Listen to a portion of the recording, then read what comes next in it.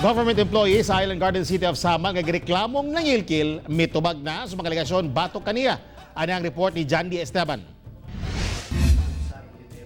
Wala matudpay basihan ang mga pasangil sa mga nagreklamo. Kini ang tubag ni Florente Dodo Coronel, ang Supervising Environmental Management Specialist sa Senro sa Samal Island. Kinsa giakusahang nangilkil sa pipila ka negosyante. Pero wala na siya miatubang sa kamera tungod daghan daw siyag bakad sa kinabuhi. Sumala ni Coronel nga giinitan lang siya sa mga nagreklamo kay ang duha iya na daw gipadakop kaniadto gumikan kay nakalapas kini sa ordinansa sa syudad. Gani gipakita usab niya ang mga apprehension ug enforcement report. Pamatud-in ninyo ang inyong akusasyon sa kuha. Kay kung mapamatud-an ninyo, muundang kog trabaho. Hinuon wala pay pahayag ang mga nagreklamo labot ni ini.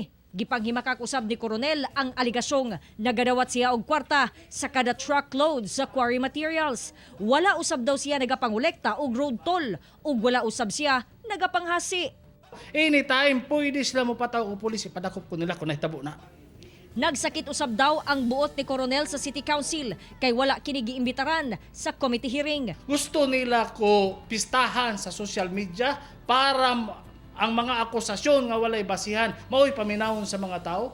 Ano sa man na paminawon akong side? Sumala sa City Council nga wala nila gidungan ang hearing sa mga reklamante ug ang giakusahan aron malikayan ang gubot. Sa Enero 15, Miyerkules, ipahigayon ang hearing aron paminawon sa Blue Ribbon Committee ang bahin ni Coronel. Kauban si Mel Colmenares sa kamera. Ako si Jandy Esteban para sa One Mindanao.